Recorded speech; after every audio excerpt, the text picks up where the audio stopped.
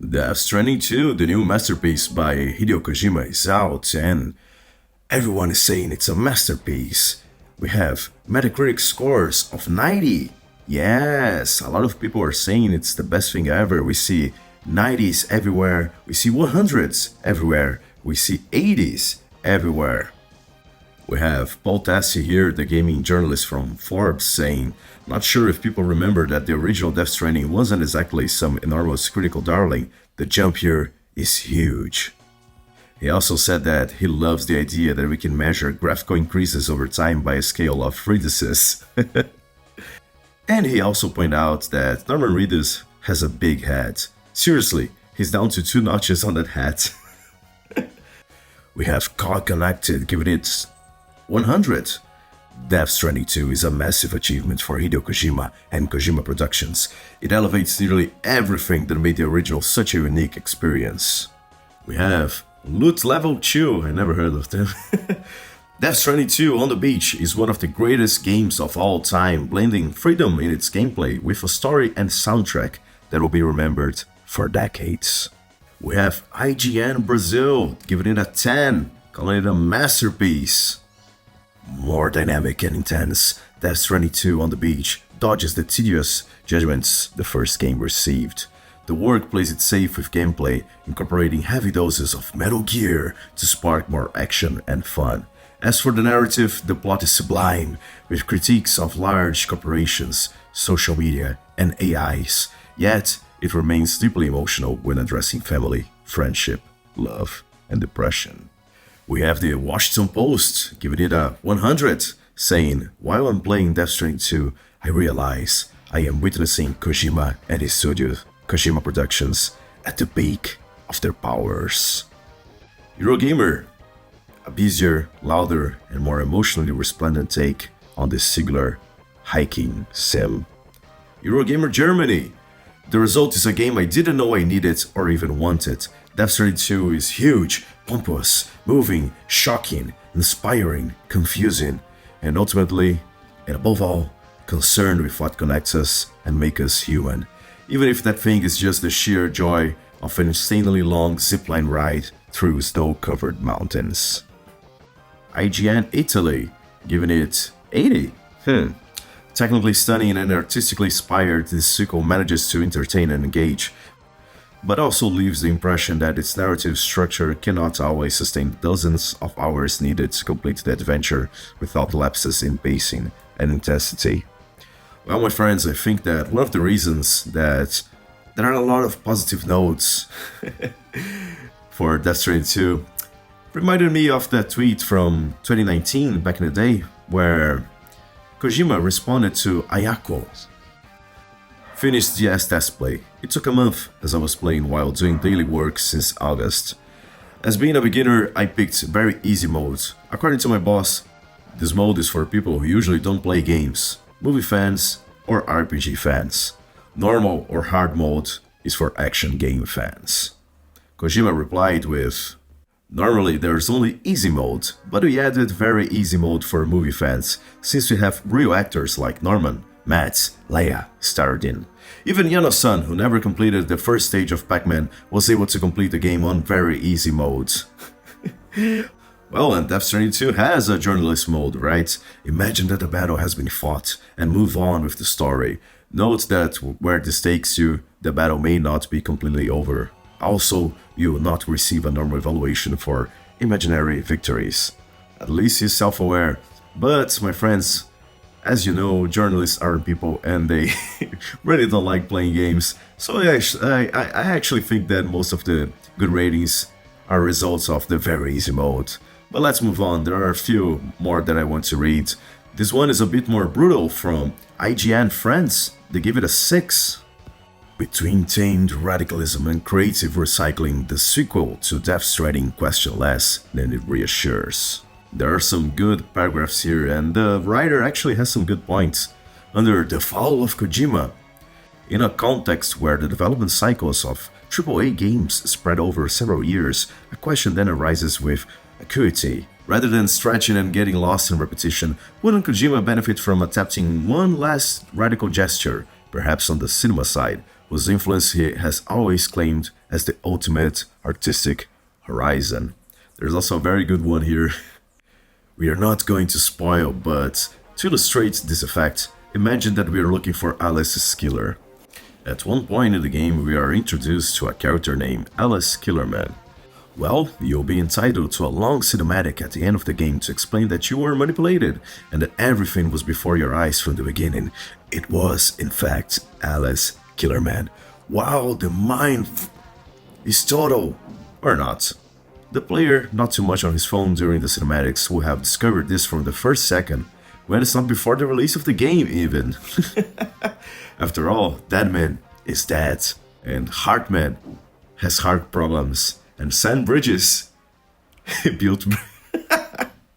Kojima, man, gotta love him. Anyways, now this part here of the review is great. The story, always cryptic and strange, struggles to recreate the emotion of Sam and Lou's father-child bond. Despite some inspiring writing serps, especially in the meta questioning around the excessive connection, should we have connected? The single sentence, if it proves the author's intention, is not enough to save a game that, over the hours, gives the impression of seeing a genius self-caricature. It is no longer a question of reinventing, but of replaying, almost mechanically, yesterday's findings. And if the gesture can still impress at times, it also leaves a bitter taste, that of a brilliant creator who, rather than embracing the unknown, is now content to converse with his ghosts. Hideo Kojima has never been a docile creator, and Death Stranding 2, paradoxically, seems to embody both the confirmation of his artistic independence and the betrayal of what was the strength of his foundation work. And this, a score of 6 out of 10, seems to be the only right way to honor what remains, while mourning what has been lost. Brutal. But I saved the best review for last. This one comes from GameSpot, they give it a 7. Written by an hermano from down here in Argentina, Diego Nicolás Arguello. Arguello. Yeah, I think I got it right. He's a freelance writer. Words for New York Times, Washington Post, Vulture, Rolling Stone, and others. He's a him. He has a Blue Sky account. Of course he has a Blue Sky account. Just look at him. And he uses Transistor as his banner. It's a pretty good game. I liked it.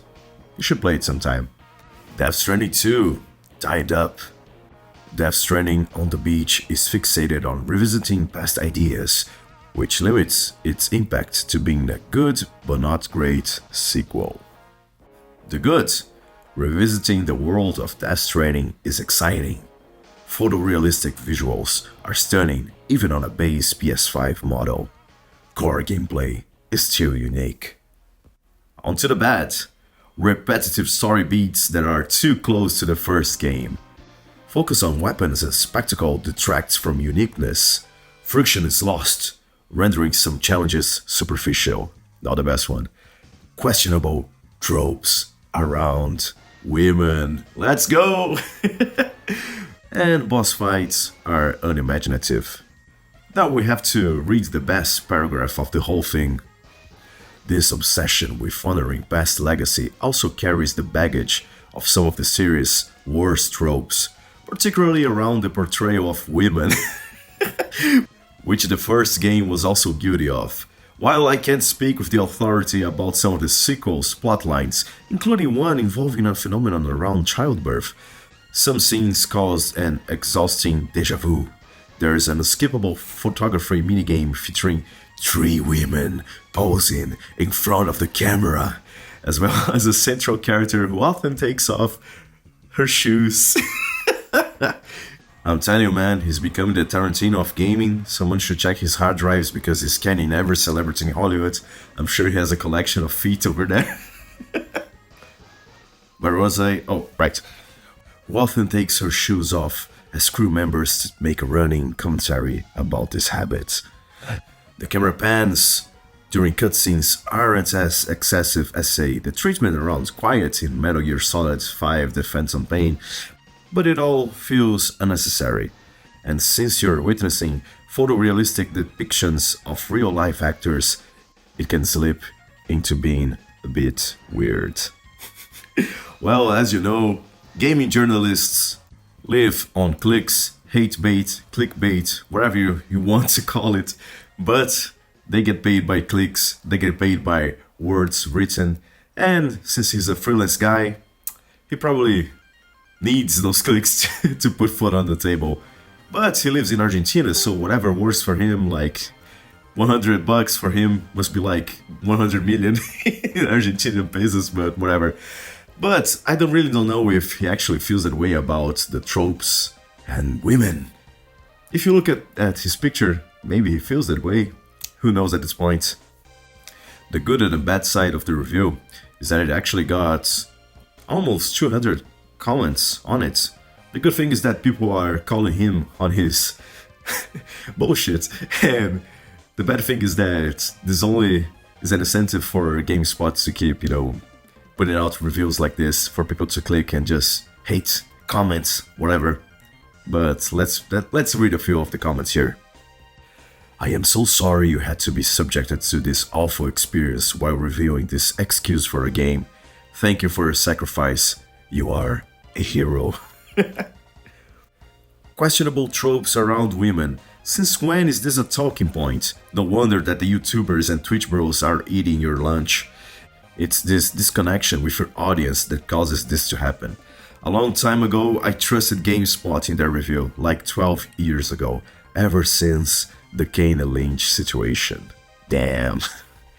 Well, if you guys remember, back in 2007, they fired the editor, Jeff, for posting a bad review of Kane and Lynch. At the time, Eidos was paying for ads everywhere on the site, and people thought that maybe Eidos pressured GameSpot.